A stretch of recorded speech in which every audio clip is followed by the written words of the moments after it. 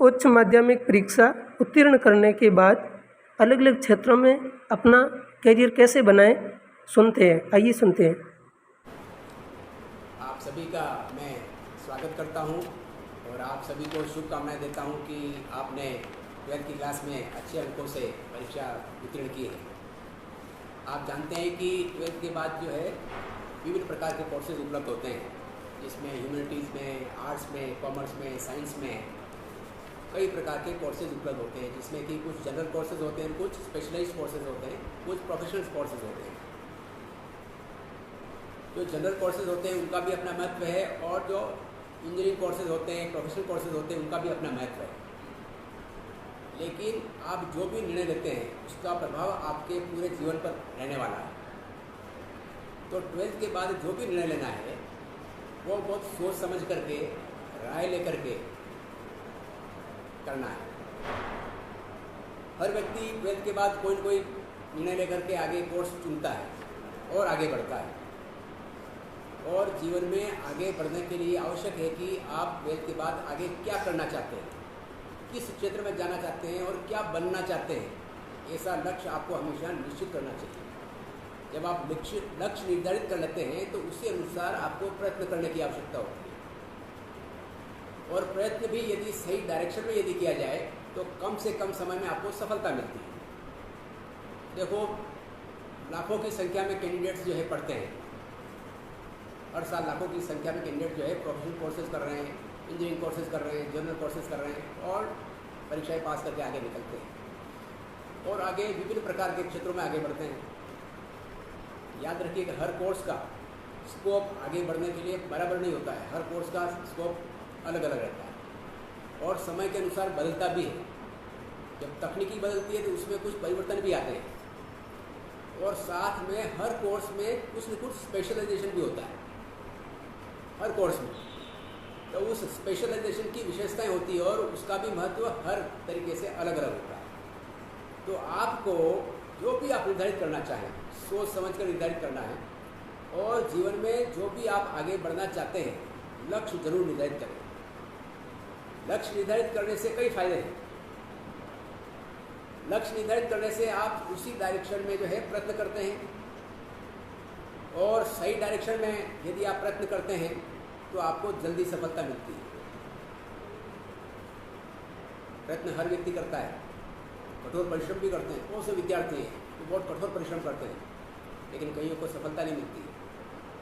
चाहे वो निजी क्षेत्र में जाना चाहें, चाहे वो सरकार की नौकरी में जाना चाहें, चाहे भारत सरकार की नौकरी चाहें, चाहे राजस्थान सरकार की नौकरी चाहें या किसी भी स्टेट गवर्नमेंट की नौकरी चाहें, कॉरपोरेशन की चाहें, बोर्ड्स की चाहें, विभिन्न प्रकार के नौकरियां उपलब्ध हैं।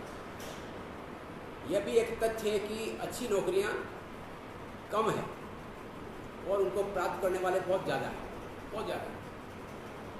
अब तो स्थिति ये है कि कुछ पोस्टों के लिए लाखों में एप्लीकेशंस भरी जाती है। इसका आशय ये हुआ कि एप्लीकेंट्स बहुत ज़्यादा हैं जो कि सरकारी नौकरियों को प्राप्त करना चाहते हैं। और आपको याद होगा कि राजस्थान सरकार ने पुरानी पेंशन योजना को वापस लागू कर दी है। अब जो भी सरकारी कर्मचारी राजस्थान सरकार में आता है तो उसको पेंशन मिलेगी। राजस्थान सरकार ने यह निर्णय लेकर के राजस्थान पूरा देश में पहला राज्य बन गया जिसने कि ओल्ड पेंशन स्कीम को पुनः लागू कर दी है। तो राजस्थान में सरकारी नौकरियों के प्रति रुझान और बढ़ा है, कम नहीं हुआ है। और सरकारी नौकरी प्राप्त करने के लिए देखो हर व्यक्ति कोशिश करता है, करनी चाहिए। और मैं तो ये बता देता हूँ कि देखो कोई भी चीज़ असंभव नहीं है, मुश्किल अवश्य हो सकती है, असंभव नहीं है। उसके लिए आवश्यकता किस बात की है? उसके लिए आवश्यकता इस बात की है कि आप आत्मविश्वास के साथ दृढ़ निश्चय करके अपना लक्ष्य निर्धारित करें और उस लक्ष्य को प्राप्त करने के लिए प्रयत्न करें सही डायरेक्शन में। मैं अपना परिचय भी देता हूँ आपको कि मैंने पीजी करने के बाद आरएस की परीक्षा दी थी। तो प्रथम बार में ही मैंने आरएस को टॉप किया था और मेरे और दूसरे नंबर वाले में 80 नंबर का डिफरेंस था। उस रिकॉर्ड को अभी तक कोई तोड़ नहीं पाया है। उसके बाद मैं इंडियन रेलवेज में सिलेक्शन हो गया मेरा, तो मैं इंडियन रेलवेज में अधिकारी बन गया। उसके बाद मैंने रिजर्व बैंक ऑफ इंडिया है उसमें परीक्षा दी थी ऑफिसर्स लेवल की। तो वहाँ मेरा सिलेक्शन हो गया, तो मैं रिजर्व बैंक ऑफ इंडिया में चला गया। उसके साथ साथ ही मैंने परीक्षा दी थी IAS की, तो पूरे ऑल इंडिया लेवल पे मेरे 19वीं पोजीशन थी, तो मैं रिजर्व बैंक ऑफ इंडिया को भी छोड़ के आ गया और IAS में ज्वाइन कर लिया मैंने। कहने का आशय क्या है? कहने का आशय है कि यदि आप में यदि दृढ़ इच्छा शक्ति है और सही गाइडेंस मिलती है आपको, तो सही समय पर आप अपने लक्ष्य को प्राप्त कर सकते हो। तो समय बहुत महत्वपूर्ण होता है। एक एज निकलने के बाद फिर प्रयत्न करते रहना बहुत मुश्किल पड़ता है, थक जाते हैं हम, हकीकत है। तो सही समय पर यदि आप निर्णय करते हैं, और निर्णय मैंने बताया कि निर्णय आपको करना है, राय देने वाले बहुत मिलते हैं कि ये कर लीजिए, ये कर लीजिए, ये कर लीजिए, लेकिन लक्ष्य हमेशा एक ही रखना चाहिए। लक्ष्य यदि आपका बिखरा हुआ है तो कोई भी लक्ष्य प्राप्त नहीं होगा। और यदि आपने 12th के बाद ही लक्ष्य निर्धारित कर दिया और सही डायरेक्शन में आप यदि प्रयत्न करते हैं अपनी पढ़ाई के साथ साथ, चाहे ग्रेजुएशन कर रहे हैं उसके साथ साथ आप किसी भी सरकारी नौकरी के लिए आपने लक्ष्य निर्धारित कर दिया, तो आप उसके साथ साथ कुछ तो तैयारी करते जाइए सही डायरेक्शन में, तो आपका जो फाउंडेशन है वो मजबूत होता जाएगा। जब फाउंडेशन मजबूत होता जाएगा तो इमारत बनेगी, वो मजबूत बनेगी और आप सफलता प्राप्त करोगे। तो सफलता देखो कई परिस्थितियों पर निर्भर करती है, कई परिस्थितियाँ मिलती है जब जाकर के सफलता मिलती है। और सफलता प्राप्त करने के लिए जैसा कि आप जानते हो, देखो हर व्यक्ति कोशिश कर रहा है, आपको भी करनी चाहिए, चाहे छात्र हो या छात्राएं हो, सबको आगे बढ़ना चाहिए। शिक्षा पर जो व्यय किया जाता है, शिक्षा पर जो व्यय किया जाता है और अच्छी शिक्षा पर जो व्यय किया जाता है वो कभी भी वेस्ट नहीं जाता है, कभी भी खराब नहीं होता है। वो आपकी अर्निंग कैपेसिटी को हमेशा बढ़ाता है। चाहे आप निजी क्षेत्र में जाएं, चाहे सरकारी क्षेत्र में जाएं, चाहे अपना व्यवसाय चालू करें, शिक्षा कभी भी, शिक्षा पर किया गया व्यय कभी भी व्यर्थ नहीं जाता है। ये आपकी अर्निंग कैपेसिटी को बढ़ाएगा और आपको आगे ले जाएगा। अब तो और आगे बढ़ चुके हैं तकनीकी के कारण से और बढ़ते हुए कंपटीशन के कारण से लाइफ लॉन्ग लर्निंग का कंसेप्ट आ गया है। मतलब आपने कोई पढ़ाई कर ली और आगे बढ़ना चाहते हैं तो आपको और सीखना पड़ता है, क्योंकि तकनीकी बदल रही है, तकनीकी बदलती रहती है। तो ये जो जॉब्स आते हैं मार्केट में, उनकी नेचर भी बदलती जा रही है और बदलती जाएगी। कई जॉब्स ऐसे हो गए जो मार्केट से ख़त्म होते जा रहे हैं, नए नए जॉब्स आ रहे हैं। जो ट्रेडिशनल कोर्सेज हैं उसके साथ साथ नए नए जॉब्स को तलाशना और उसकी शिक्षा प्राप्त करना और उसमें आगे बढ़ना बहुत हितकारी है।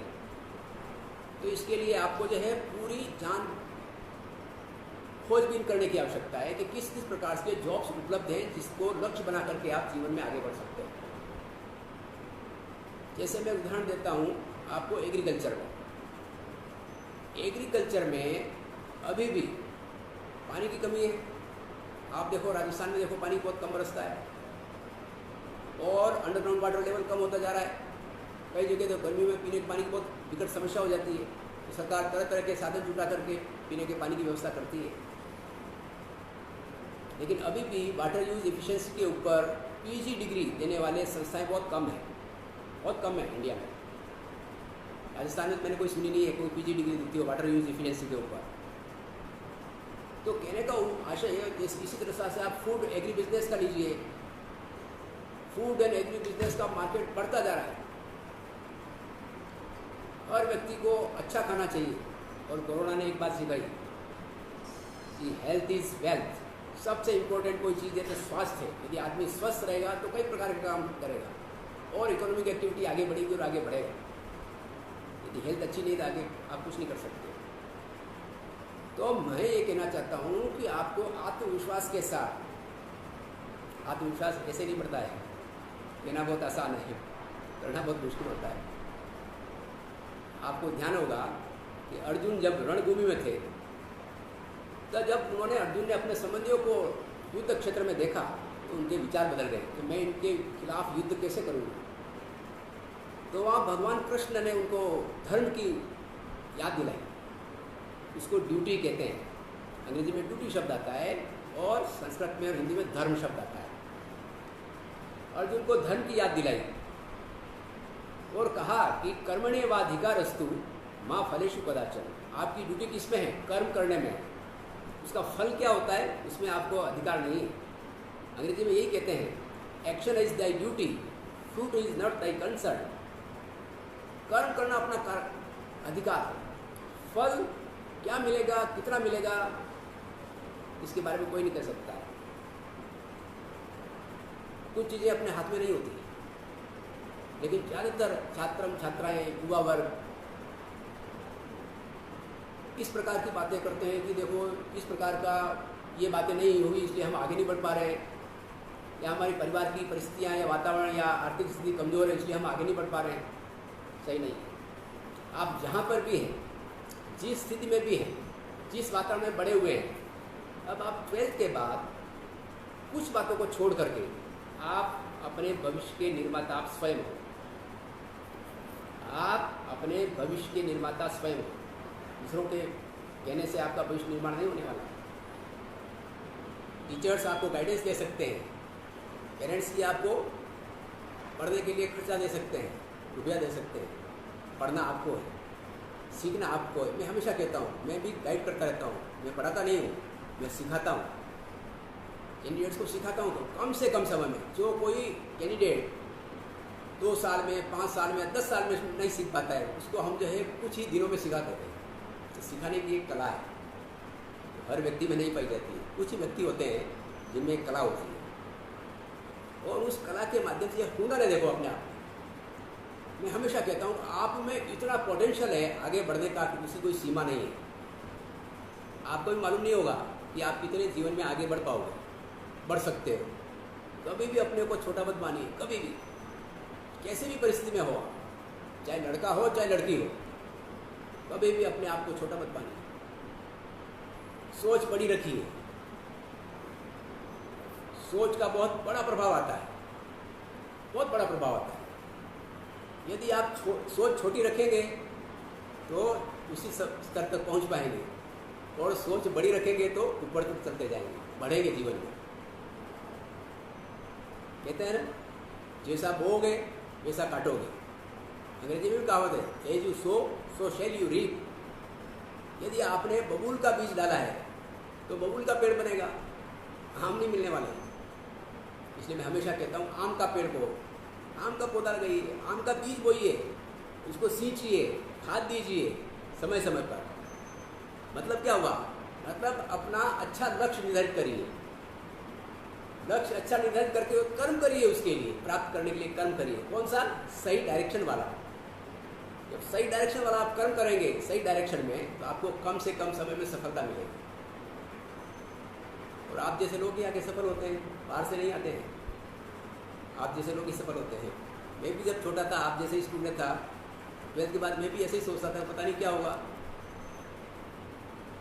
मैं पहले हिंदी मीडियम का स्टूडेंट हुआ करता था, लेकिन मैंने 12th के बाद इंग्लिश लिटरेचर लेकर के मेरी अंग्रेजी सुधारी मैंने, और मैंने आगे जाकर के मेरा मीडियम इंग्लिश चेंज कर दिया। आशय क्या है?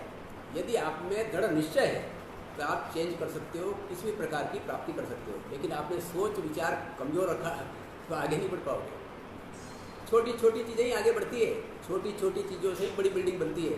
कोई देखता है बहुत बड़ी बिल्डिंग है, उसका नींव बनाते हैं, फिर 1 मंजिल बनती है, फिर 2 मंजिल बनती है, फिर धीरे धीरे कई मंजिलें बनती हैं। तो कभी भी सोच छोटा मत रखिए, सोच को बड़ा रखिए, और हमेशा आलस्य मत करिए। मैंने कहा ना, आपने लक्ष्य तो निर्धारित कर दिया। सपने भी बहुत देखते हैं कई लोग, सपने बहुत देखते हैं, मैं ये कर दूंगा, ये कर दूंगा, लेकिन कर्म नहीं करते, आलस्य कर जाते हैं।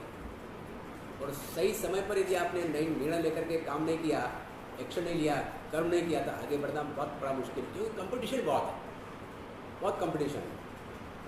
कहते हैं ना, आलस्य ही मनुष्याणाम शरीरस्थो मान रिपु, अर्थात आलस्य ही मनुष्य का सबसे बड़ा शत्रु है।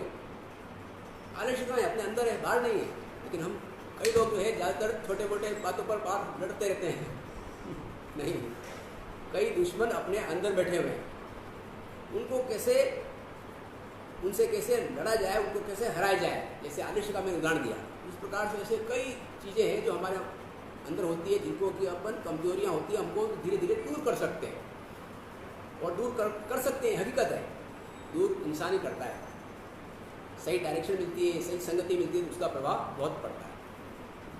इसीलिए गुरुओं का, टीचर्स का रोल महत्वपूर्ण हो जाता है, पेरेंट्स का रोल महत्वपूर्ण हो जाता है। अनुभव बहुत बड़ी चीज़ होती है। शिक्षा के साथ साथ अनुभव होना बहुत महत्वपूर्ण है। अनुभव की हुई चीज़ है, उसकी वैल्यू ज़्यादा होती है।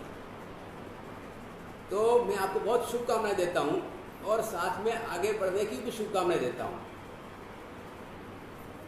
और अंत में मेरे प्रथम गुरु जो मेरी माँ थी, जिससे मैंने सीखा कि कैसे अपने लक्ष्य को निर्धारित करके उसी डायरेक्शन में कर्म किया जाए। फल की प्राप्ति की इच्छा नहीं करनी चाहिए, कर्म करना चाहिए। ये मेरी माँ से सीखा मैंने।